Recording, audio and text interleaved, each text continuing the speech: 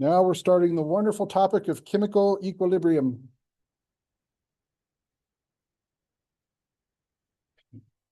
Okay, so we have the equilibrium condition. We have two graphs here.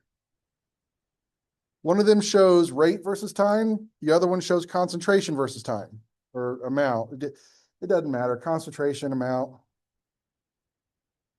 So you notice on the rate versus time, the two rates meet each other. And we said that equilibria are dynamic, meaning what? Yeah, they just keep moving back and forth. Now, that means that microscopically, they're still moving. What do they look like on the macroscopic level once they reach equilibrium? Yeah, it looks like they're not moving at all because your concentrations are not changing over time. You're going forward as fast as you're going backwards. Also, make sure you're picking up on the lingo of like reactions that lie to the right versus reactions that lie to the left. You know what those mean? Yeah, so you just look at the equation as left and right. If a reaction lies to the right, you have more products. If it lies to the left, you have more reactants. That's going to come in to play with the equilibrium constant.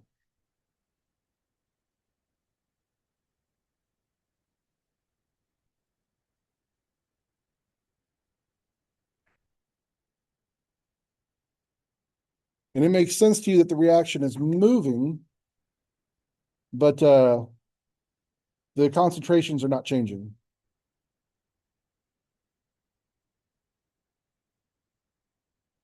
Does that make sense? The reaction's moving, but concentrations are not changing.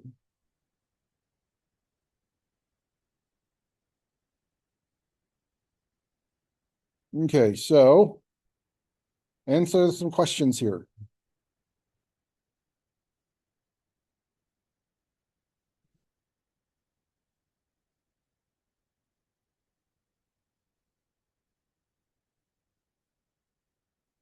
I still would love to do one of those questions. Which one of these is the most true? It just makes me laugh that people do that.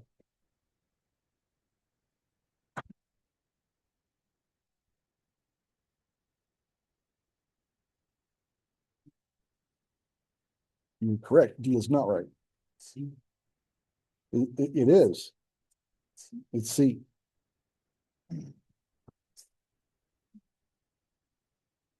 Concentration of reactants is equal to concentration of products. Not, they can be, not necessarily. They just reach a point where they don't change anymore. They don't have to be equal. Uh-huh. And that'll make more sense when we get to rate equilibrium constants. Uh-huh. Let's see. No new product molecules are formed. That's not true. It's just they're being formed and used. You're going forwards and backwards at the same rate. C, the concentration of reactants is constant over time. Yes. Once you reach equilibrium, concentration won't change. Oh, see that D, that's where they try to get you. You see you see the rate of the reverse is equal to the rate of the forward, and you want to go, yes, that's it. And they're both equal to zero. No. The reaction does not stop. I'm going to make sure so always read things all the way through. If you just read that first part of that answer, you stand a good chance of circling that one. And then, well, since we know C is true, it can't be E. What about the second question? It is D. Yep. So macroscopically, it looks like it's not moving, but it's still moving dynamically, and you can see that microscopically.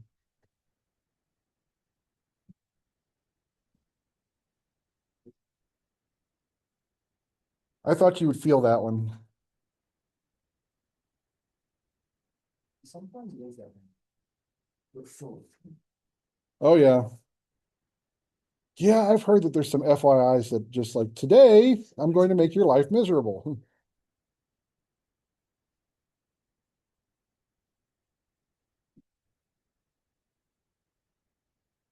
Okay, so what we know, what we're going to call the equilibrium constant was, so if you ever hear it said this way, it's also called the law of mass action. We're just going to call it the equilibrium constant. I also want you to pay attention. You see here how I've written the equilibrium constant K. Every one of those Ks is going to be an equilibrium constant. You have your Ka for acids, Kb for bases, Ksp for solubility, Kw for water. They're all equilibrium constants. At some point, you're going to see a capital letter Q, okay? Q is the exact same equation. So you could put Q equals K equals that, but Q becomes K at equilibrium. At any other point in the reaction is just Q, and it's called the reaction quotient. Gives you an idea of how far along the reaction is, okay?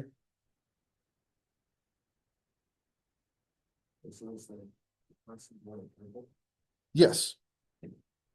And make sure you notice the format. If you're not going to memorize the equation, first of all, this is what over what? Products over reactants. Those brackets mean what? Concentration. What about the exponents? Yeah, it's your stoichiometric coefficients. So that's how you set it up. And remember, K is at equilibrium. If it's Q, it's reaction quotient, and it's at some other time during the reaction, but it's the exact same equation.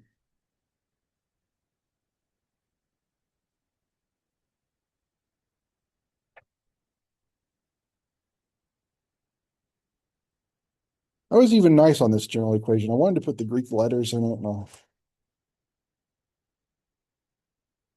Someday we should all learn, we should have a class in Greek alphabet, how to write in Greek.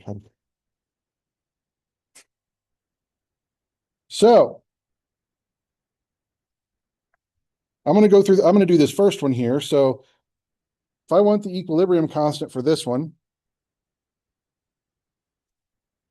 that's going to be, I have my products, H2 squared, because that's the coefficient.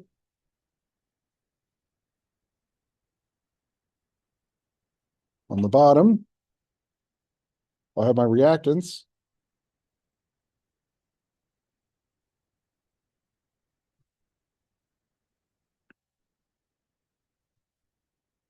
So you see I have my products over my reactants.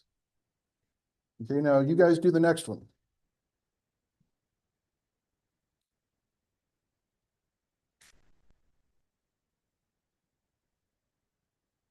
And you'll find these can be helpful. A lot of reactions you can look up the equilibrium constants, and they're going to be the same. It's always the same equilibrium constant based off a reaction. It doesn't matter what concentrations you start with, which ones you end with. You can have a lot of different mixtures of concentrations, but your equilibrium constant will stay the same.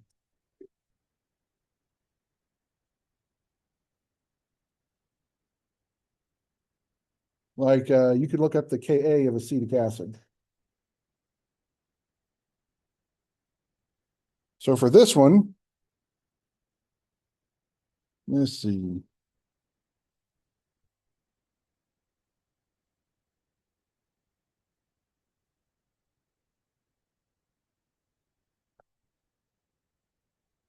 That's what you should have gotten. Not too bad. Take it a little bit further. Okay, so what is the equilibrium constant for this reaction? Okay. Also keep in mind, in your equilibrium constant equation, those are equilibrium concentrations. So when we get to ice tables, you'll have initial concentrations, you're going to have a change, and then you'll have an equilibrium concentration. Those are the ones you're worried about.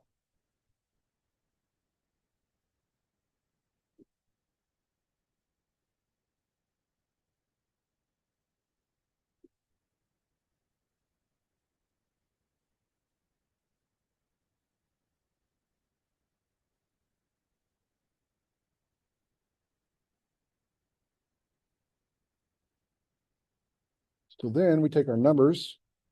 We have 0.041.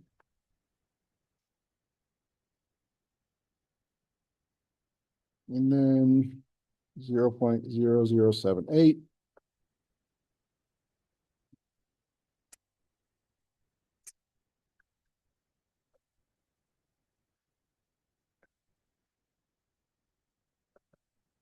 you should come out with something around 1.7 times 10 to the negative fifth. Now, what do I leave off of there? Do what? Yeah, so equilibrium constants are not going to have units. Sometimes you'll solve and you'll need to know what the units for the thing you solve are, but your constant in and of itself is not going to have units.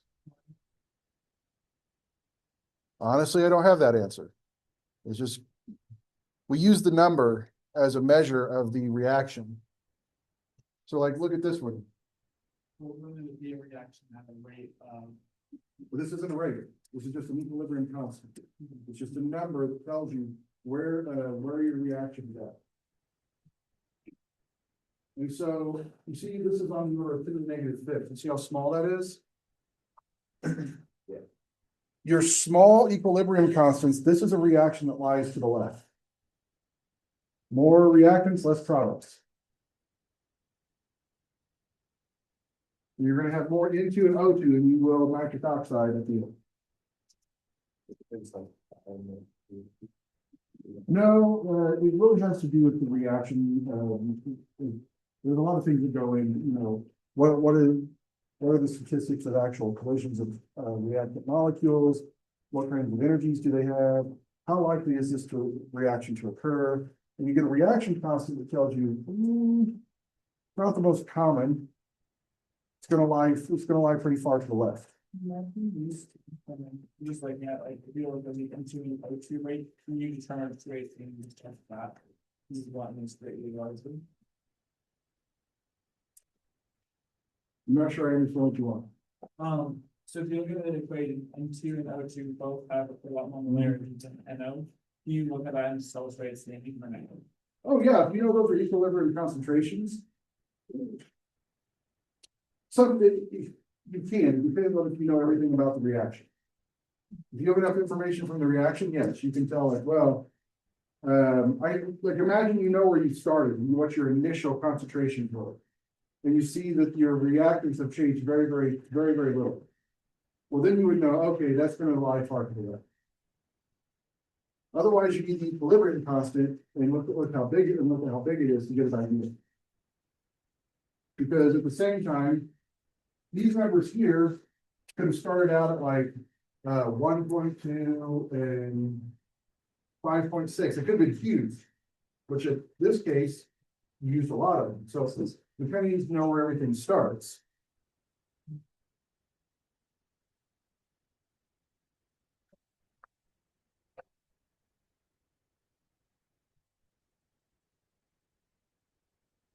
So here's one that lies far to the right. See how big that equilibrium constant is? So this is a reaction that's very likely to occur.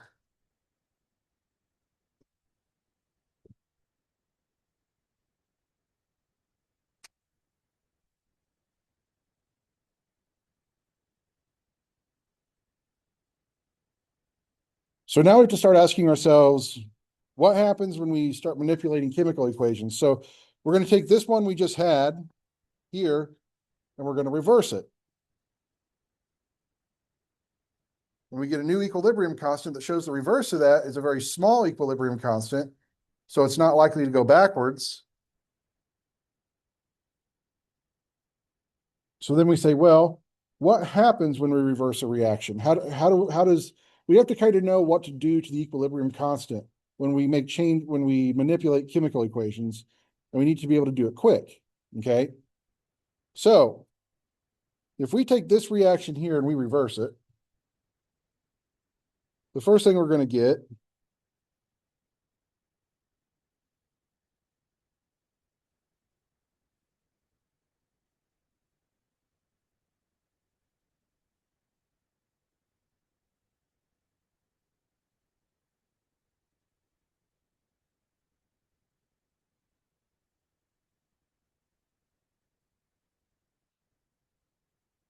okay. Now I'm going to write the equilibrium constant for the first one and the second one. So this will be K1. Well, let's call it K and K prime so that we can kind of stick with the same notation in the book. So your K value. Yes.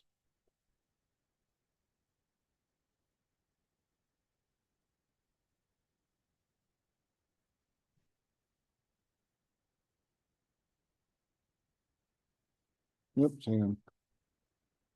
It's weird.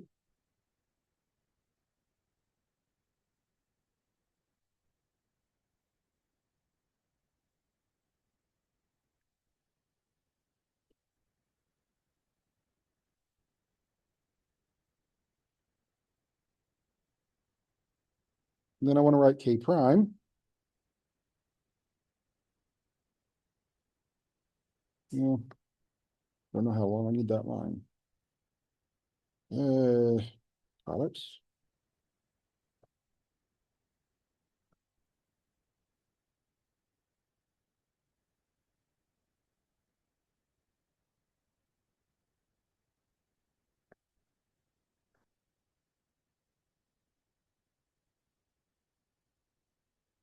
Now look at these two. How do they relate to each other? They're what? They're reciprocals. So let me ask you something. Let's just use X and Y. Okay, let's say I have K equals Y over X. Then how do I take the reciprocal? Well, it is, but how do I actually take, what does it look like? What do I do to K?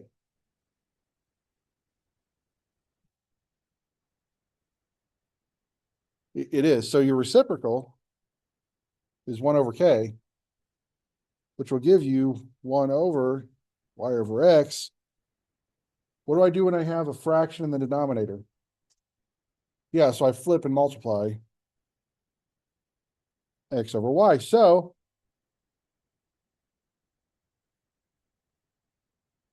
reactions, that when you reverse a reaction, your K prime equals 1 over K, or like you said, K minus 1. So this is a quick way to look at it. So let's say you already have your equilibrium constant, and you're told to reverse the reaction. You can just take 1 over K and get the new equilibrium constant. You need to know these quick methods.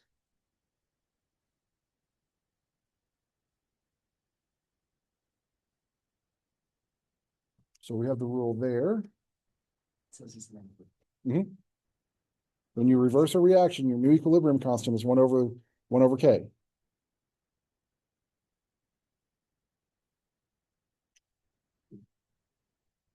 Okay.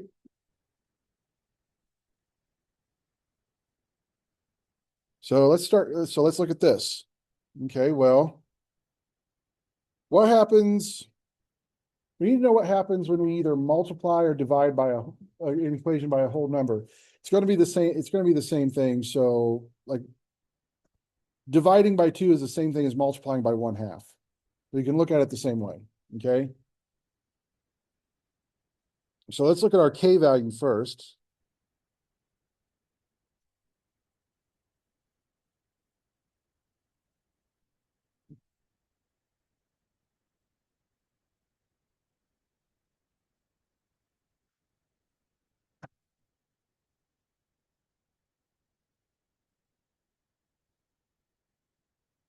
Okay, now let's multiply this whole thing by 2.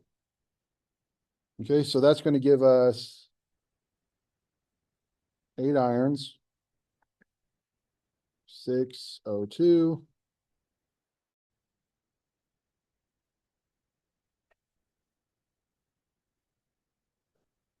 Okay, now let's look at the K prime.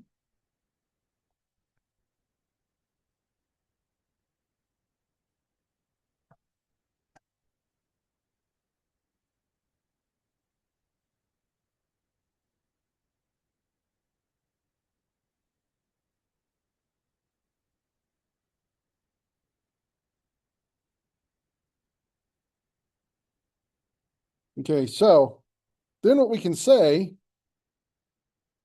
is that means that I can have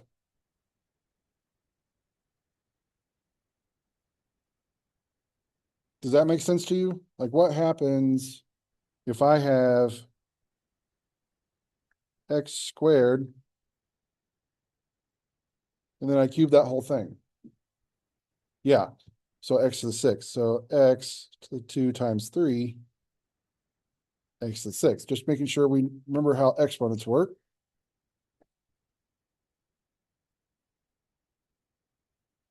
So then we'll have O2, 3 squared.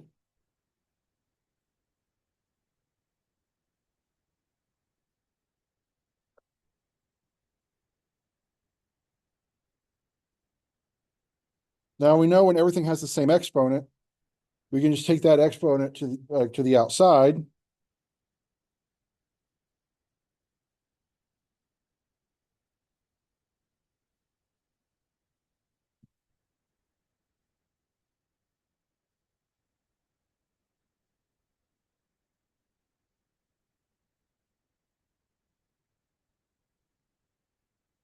We notice that this quantity inside here is our original K.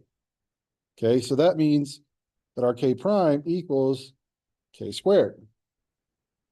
So what we did is we found that anytime we multiply a chemical equation by a whole number, your K prime is just your original K raised to the exponent of the number you multiplied by. So now keep in mind, so what if let's just say I divided everything by 2. Okay, well, that's the same thing as multiplying by a half. Your K prime would be K1/2. So same thing. So now and these are the quick little methods you want to make sure you learn, so you can do problems pretty quick.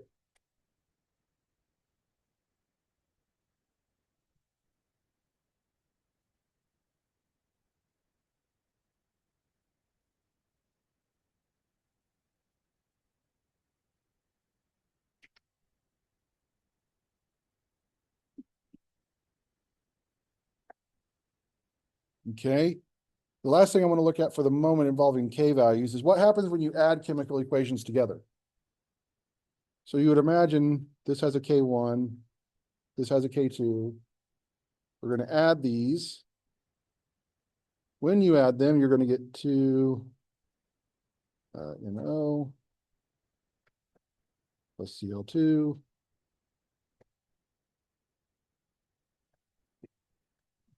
Okay, that's your overall reaction, and it has a K prime.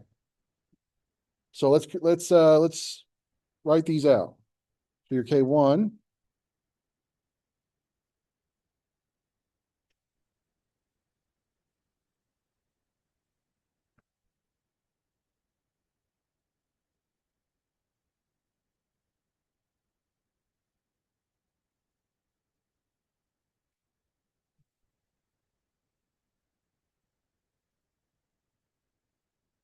K2.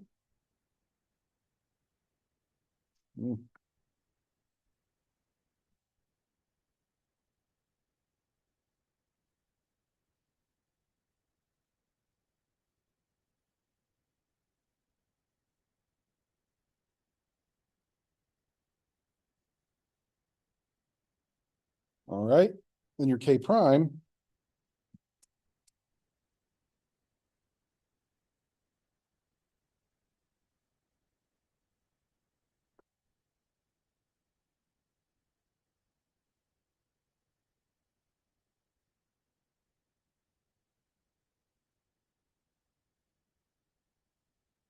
Can anyone see how we use K1 and K2 to get K prime?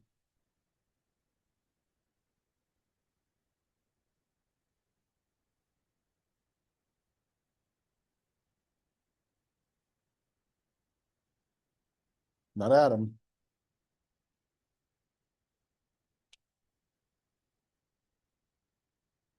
Do what? Yeah, you multiply them. So your K prime in this case is K1 times K2, or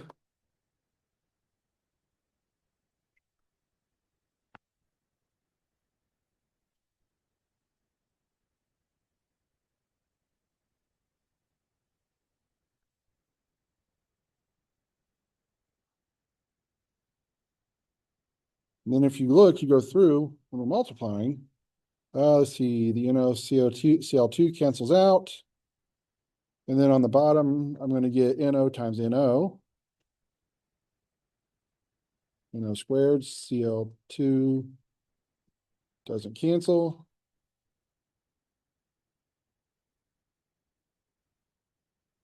So when you add a series of chemical equations together, you're going to multiply all their K values. And so that's where you get this expression. Probably never seen that before, have you? So mathematicians and physicists, they use really fancy looking things, but they're not super inventive. So if sigma, the Greek S, means a sum, what letter is this? It's big pi. And that's the Greek letter for what? P. And so that's a product. See, not real inventive. Looks super difficult. Not real inventive. So that's the product of all your K values.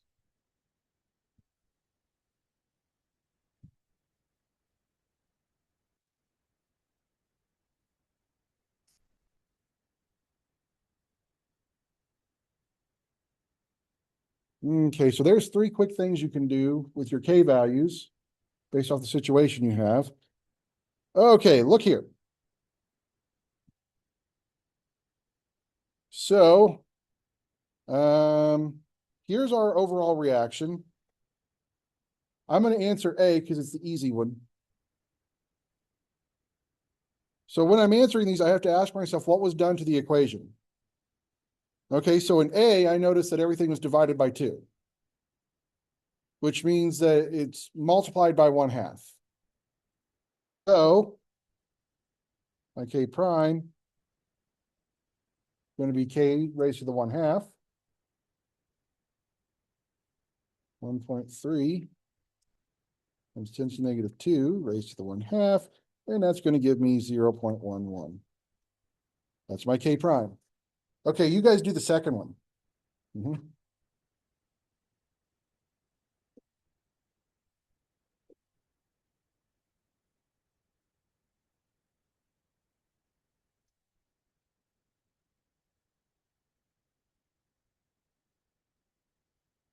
You have to ask yourself what was done to the equation.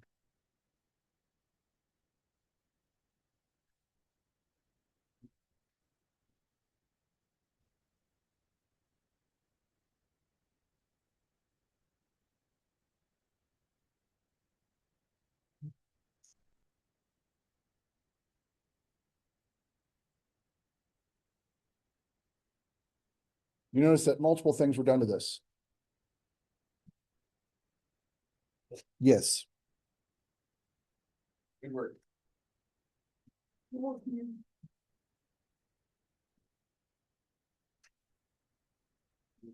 So what was done to this second equation? It was reversed and what?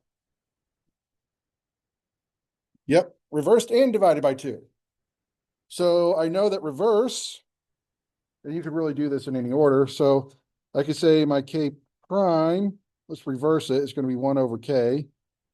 But then it was also cut in half. So then K double prime, K prime to the 1/2, or 1 over K to 1/2. Anyway, any order you do it in, you're going to get 1 over K to the 1/2. Okay, so we know that that's 0.11. So what? It's going to be 1.3 times 10 to the negative 2, 1/2. 1 over that, you get about 8.8. Not super difficult once you get it, but you have to look at the equation and be able to see what was done to it.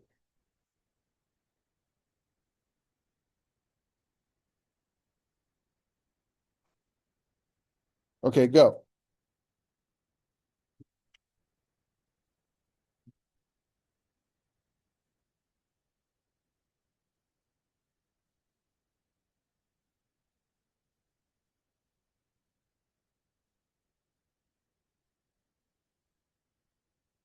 It's B.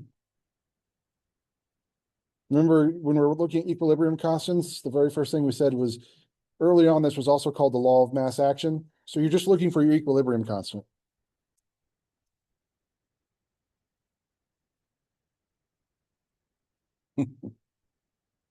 Okay. I felt this for weeks, man. Just, so I finally went to Urban Dictionary. Guess what I'm not doing again? I am 43 years old. I learned new things I did not know. Huh? Yeah, I don't know. So remember we talked, your equilibrium constant is always going to stay the same for a specific reaction. You can have different equilibrium positions. You notice over your far column, it's the same K for each one of those, but you have different concentrations. So your equilibrium concentrations are all different.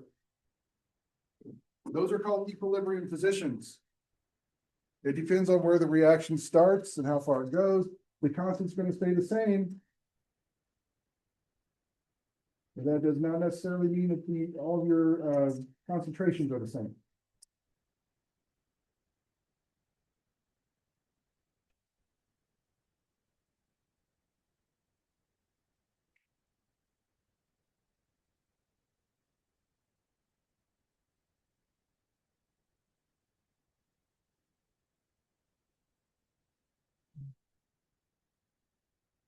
Okay.